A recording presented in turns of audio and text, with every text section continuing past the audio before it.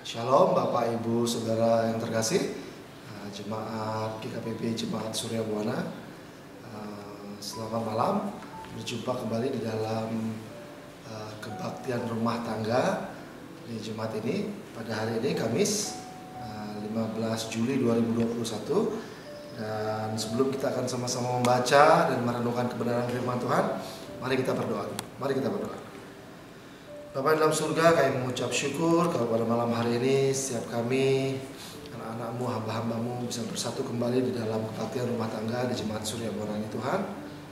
Dimanapun anak-anak-Mu, hamba-hamba-Mu yang tergabung dalam kebaktian rumah tangga secara online ini berada, kiranya Kau sertai, tutup bungkus tubuh jiwa roh kami, Roh Kudus sendiri yang menguasai kami dimanapun kami berada. Biarlah apapun yang kami dengar, kami lihat, kami renungkan itu menjadi berkat buat setiap kami, mengubahkan setiap kami agar hari lepas hari setiap kami semakin dewasa dalam Engkau, semakin intim dengan Engkau, dan semakin mengerti apa yang menjadi kehendak-Mu atas setiap kami. Terima kasih Bapa, urapi hamba-Mu yang akan menyampaikan kebenaran firman-Mu, berikan kerendahan hati, penuhi hamba-Mu ini ya Roh Kudus, biarlah apapun yang hamba-Mu sampaikan menjadi berkat buat setiap jemaat-Mu yang mendengarkannya, dan buat hamba-Mu sendiri, dan hanya nama-Mu saja dipermuliakan. Jika ada kuasa-kuasa roh jahat dalam bentuk apapun yang sekiranya mengganggu kami untuk kami mendengarkan kebenaran firman-Mu, kami usir kuasanya, kami hancurkan, kami tolak keluar di dalam nama Yesus Kristus. Terima kasih Bapa, kami siap membaca dan merenungkan kebenaran firman-Mu. Dalam nama Yesus Kristus kami sudah berdoa dan mengucap syukur, haleluya, amin. Ya, shalom sekali lagi Bapak Ibu Saudara-saudara Jemaat Surya Buana yang saya kasih. Jadi hari ini saya mendapat tugas untuk menyampaikan kebenaran firman Tuhan. Dan hari ini saya mengambil renungan KRT malam hari ini dari salah satu bacaan kita di Puji dan Janji hari Kamis tanggal 15 Juli 2021, yaitu dari Matius 18 ayat 1 sampai dengan 6. Jadi bacaan kita saya pilih dari Matius 18 ayat 1 sampai dengan 6. Saya akan bacakan buat setiap kita sekalian. Judul perikopnya yaitu siapa yang terbesar dalam kerajaan sorga. Pada waktu itu datanglah murid-murid itu kepada Yesus dan bertanya, siapakah yang terbesar dalam kerajaan sorga? Maka Yesus memanggil seorang anak kecil dan menempatkannya di tengah-tengah mereka. Lalu berkata, aku berkata kepadamu, sesungguhnya jika kamu tidak bertobat dan menjadi seperti anak kecil ini, kamu tidak akan masuk ke dalam kerajaan sorga. Sedangkan barang siapa merendahkan diri dan menjadi seperti anak kecil ini, dialah yang terbesar dalam kerajaan sorga. Dan barang siapa menyambut seorang anak seperti ini dalam namaku, ia menyambut aku. Ayat yang ke-6 perikopnya berjudul siapa yang menyesatkan orang. Ayat yang ke-6 terakhir, tetapi barang siapa menyesatkan salah satu dari anak-anak kecil ini yang percaya kepadaku, lebih baik baginya jika sebuah batu kilangan diikatkan pada lehernya, lalu ia ditenggelamkan ke dalam laut. Demikian Bapak Ibu Saudara sidang jemaat sekalian, perikop yang mendasari perenungan kita dalam KRT kita pada malam hari ini. Ya Bapak Ibu Saudara sekalian, ketika saya membaca renungan ini, ada satu bagian, satu hal yang ingin saya share, ingin saya bagikan buat setiap kita pada malam hari ini. Jadi di sini yang menarik adalah kalau seringkali kita berkata kepada teman-teman kita dalam pergaulan kita, kepada adik-adik kita mungkin, atau kepada jemaat atau kepada rekan-rekan pelayan kita, ayo kita harus semakin hari semakin dewasa kerohanian kita gitu ya. Ayo dong kamu dewasa, jangan kayak anak kecil gitu ya. Jadi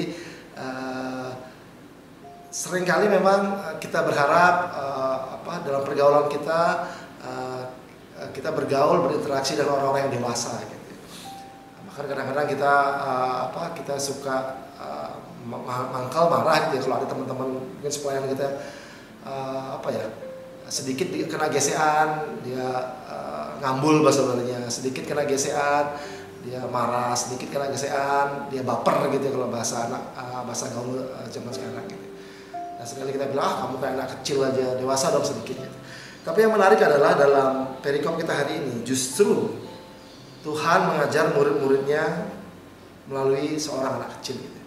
Yang menarik ketika muridnya bertanya, siapakah yang terbesar dalam kerajaan surga? Yang Yesus buat adalah di ayat yang kedua, Yesus memanggil seorang anak kecil dan menempatkannya di tengah-tengah muridnya ini kata. Dan di ayat yang ketiga dan keempat yang menarik di sini dua kalimatnya, sesungguhnya jika kamu tidak bertobat dan menjadi seperti anak kecil ini, kamu tidak akan masuk dalam kerajaan surga. Jadi di ayat yang ketiga, jika kamu tidak bertobat dan menjadi seperti anak kecil ini, firman Tuhan katakan kamu tidak akan masuk ke dalam kerajaan surga. Dan poin yang keempat, ayat yang keempat dikatakan, sedangkan barang siapa merendahkan dirinya dan menjadi seperti anak kecil ini, dialah yang terbesar dalam kerajaan surga. Jadi dua kalimat di sini firman Tuhan katakan, kalau kamu tidak bertobat dan menjadi seperti anak kecil ini, Yesus katakan kamu tidak akan masuk dalam kerajaan surga. Dan ayat yang keempat, dan kalau kamu tidak merendahkan diri dan menjadi seperti anak kecil ini, jadi barang siapa, sedangkan barang siapa merendahkan diri dan menjadi seperti anak kecil ini, dialah yang terbesar dalam kerajaan surga. Jadi mungkin ini poin yang saya mau bagikan hari ini. Jadi Tuhan Yesus ternyata juga mengajar kita melalui seorang anak kecil gitu. Saudara, dari perikop ini apa sih yang bisa kita pelajari dari seorang anak kecil ini? Kalau Tuhan Yesus suruh kita, kalau kamu tidak menjadi seperti anak kecil ini. Nah, pertanyaannya apa sih yang kita bisa pelajari dari seorang anak kecil? Saya merenungkan dan mencatat minimal dari seorang anak kecil ada 3 hal yang bisa kita pelajari, yang kita bisa teladani gitu ya. Apa itu? Yang pertama, anak kecil itu kita tahu dia polos, jujur, apa adanya. Anak kecil itu polos, jujur, apa adanya. Seringkali kalau seorang bapak nitip pesan pada anaknya, nah nanti kalau ada yang cari bapak, bilang papa keluar ya, padahal bapaknya lagi tidur di rumah gitu ya. Nah, sementara orang tamu itu datang terus tanya, Dek, di mana bapakmu? Oh, bapak bilang tadi bapak keluar rumah gitu. Tapi ada om, bapak lagi tidur, tapi saya disuruh bilang keluar rumah gitu. Seringkali anak kecil itu polos. Saya dulu pernah tahun lalu saya berjumpa dengan teman pelayanan saya, lama gak ketemu. Saya tahu dia tuh punya motor Beat gitu ya. Dan badannya besar tapi motornya kecil Beat ya. Jadi ketika suatu kali saya ketemu dengan dia sudah tidak bawa motor Beat lagi, tapi yang dia bawa NMAX kalau nggak salah waktu itu. Jadi dia goncengan sama istri anaknya gitu ya. Anaknya masih kecil, mungkin umur 4-5 tahun anaknya waktu itu. Nah, waktu saya lama ketemu dia dengan dia bawa motor yang belum pernah saya lihat dia bawa, yang setahu saya dia punya Beat gitu ya. Lalu saya ketemu, loh, bro, wah motor baru ya, keren bro, ini baru cocok dengan bodimu gitu, dengan postur tubuhmu gitu. Terus dia jawab, teman saya ini, enggak beli, ini cuman pinjam di tetangga, dia beli punya tetangga, aku pinjam. Terus anaknya itu yang dia gonceng di depannya itu. Terus tiba-tiba jatuh, enggak om, papa bohong itu, papa baru beli kemarin nih om gitu. Terus saya ketawa aja. Tapi dari kejadian itu sering kali kita tahu anak kecil itu dia polos, jujur apa adanya. Jadi satu poin pertama yang bisa kita pelajari dari seorang anak kecil adalah anak kecil itu jujur, polos apa adanya. Poin yang kedua yang kita bisa pelajari dari seorang anak kecil itu apa? Anak kecil itu tidak menyimpan dendam. Jadi kalau mungkin kita sering perhatikan anak-anak kecil lagi bermain gitu ya di depan rumah kita gitu. Dia bermain terus tiba-tiba dia berantem gitu, marah-marahan. Tidak berselang waktu lama, 1 jam 2 jam dia bisa akur lagi, bermain lagi. Tidak ada dendam di antara mereka sekalipun dia baru saja berantem gitu. Tapi coba kita orang tua, orang yang merasa diri kita dewasa, orang tua, ada kita gesekan sedikit sama teman di satu jemaat atau teman majelis atau seorang pendeta, kadang-kadang bisa bertahun-tahun kita nak mau menyapa dia, bertahun-tahun kita kalau papasan aja kita bisa plengosin muka kita gitu. Padahal anak kecil kalau dia berantem sebentar aja dia bisa bermain lagi, dia bisa bermain lagi. Jadi poin yang kedua yang kita bisa pelajari dari seorang anak kecil adalah anak kecil itu tidak pernah simpan dendam. Poin yang ketiga yang perlu kita pelajari dari seorang anak kecil itu apa? Yang saya renungkan adalah seorang anak kecil itu dia percaya sepenuhnya, dia berserah sepenuhnya kepada bapak ibu. Jadi kalau seorang anak kecil umur 3, 4, 5 tahun gitu, kemanapun orang tuanya, bapak ibunya mau ngajak dia percaya saja. Mau diajak ke pantai, mau diajak ke gunung, mau diajak ke pasar, mau diajak ke mana, anak kecil ini pasti percaya pada orang tuanya. Bukan hanya itu saja, seorang anak kecil tidak memusingkan dirinya besok dia Ada susu atau enggak? Bisa makan atau enggak? Yang dia tahu bahwa dia bermain, dari dunia bermain. Ketika dia lapar, atau ketika dia haus, dia akan datang kepada bapak ibunya, Pak lapar, Pak haus, minta susu. Dia tidak memusingkan, seorang anak kecil tidak memusingkan dirinya dengan hari esok. Karena dia tahu bapak ibunya akan sediakan buat dia. Jadi poin yang ketiga yang kita bisa pelajari dari seorang anak kecil adalah anak kecil itu percaya sepenuhnya, dia berserah penuhnya kepada bapak ibu. Nah, bagaimana dengan kita bapak ibu saudara sekalian? Seringkali kita menjadi anak-anak bapak kita di surga. Padahal kita sudah terima janji-janji Tuhan di firman Tuhan, bahwa Tuhan Immanuel yang menyertai kita. Dia Allah yang menyediakan segala yang kita perlukan tepat pada waktunya. Bahwa dia tidak pernah tinggalkan kita. Banyak janji-janji firman, pemeliharaan ayat firman Tuhan yang Tuhan katakan kepada kita. Tapi itu pun seringkali kita terlalu khawatir ketika kita menjalani hari-hari kita. Bahkan kita terlalu khawatir, besok aku bisa makan ya, besok aku gimana, besok. Jadi ketika perikop hari ini, Yesus mengajarkan kita menjadi seperti anak kecil. Minimal ada 3 hal yang kita bisa pelajari dari karakter seorang anak kecil. Dan kita harus akui, kita kalah dari seorang anak kecil untuk 3 ini. Di polos, jujur apa adanya. Yang kedua, anak kecil itu tidak menyimpan dendam. Dan yang ketiga, anak kecil itu percaya sepenuhnya kepada bapak ibu. Jadi kemanapun bapak ibunya mau ngajak dia, membawa dia percaya dia. Saya ingat satu kutipan lagu yang saya suka, kemanapun engkau membawaku, aku ikut bersamamu, dan apapun jua yang kau mau, ku kan turut bersertaku. Itu satu kutipan lagu yang saya suka. Jadi seharusnya ketika kita sudah percaya Yesus, kita punya Bapa di surga yang tidak pernah tinggalkan kita, yang menyertai kita, Immanuel, selalu beserta dengan kita. Harusnya kemanapun dia membawa kita, seperti pujian tadi, kita percaya, ikut aja udah. Kemanapun Tuhan bawa kita, ikut saja.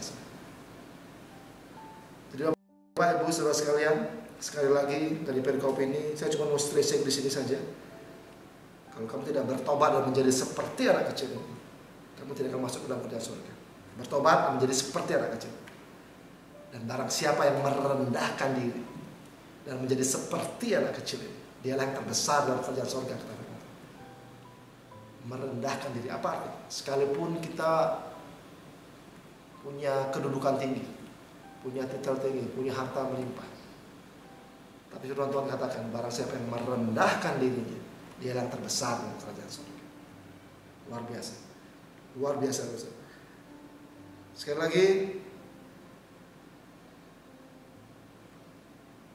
jadilah seperti seorang anak kecil dalam konteks ini. Karena banyak ayat lain yang mengatakan, tulisan-tulisan Paulus mengatakan ya kamu harus dewasa aja seperti anak kecil gitu. Tapi kali ini dari perikop ini Tuhan Yesus ajarkan ada hal yang kita bisa pelajari dari seorang anak kecil. Dan saya tutup sekali lagi, saya ulang, seorang anak kecil itu polos, jujur apa adanya. Yang kedua, seorang anak kecil tidak simpan dendam. Tidak simpan dendam. Kita bisa bergesekan dengan kawan dalam satu jemaat kita, dengan majelis, dengan sama pendeta, kita bisa bergesekan. Tetapi biarlah itu membuat kita semakin dewasa, bukan membuat kita semakin dendam, semakin pahit dengan orang itu. Terus yang ketiga, anak kecil itu dia percaya sepenuhnya dan berserah penuhnya kepada Bapak Ibu. Apalagi dalam kondisi pandemi seperti ini ya. Apalagi PPKM seperti ini. Semua orang mengeluh, kerja gak bisa, kemana-mana gak bisa. Semua orang mengeluh gitu ya. Seperti terpenjara dalam rumahnya sendiri. Banyak keluhan-keluhan di media sosial tentang ekonomi, tentang macam-macam kekhawatiran. Tapi mari kita belajar seperti seorang kecil dari poin yang ketiga. Seorang anak kecil yang percaya sepenuhnya kepada Bapak Ibu. Saya mau tutup perenungan ini dengan Matius 6 ayat 34. Demikian firman Tuhan, bunyinya begini. Sebab itu janganlah kamu khawatir akan hari besok, karena hari besok mempunyai kesusahannya sendiri. Kesusahan sehari cukuplah untuk sehari. Jadi sekali lagi, Matius 6 ayat 34 bilang, sebab itu janganlah kamu khawatir akan hari besok, karena hari besok mempunyai kesusahannya sendiri. Kesusahan sehari cukuplah untuk sehari. Dan seorang anak kecil melakukan itu. Kita tahu firman, tapi seringkali kita terlalu khawatir akan hari esok kita.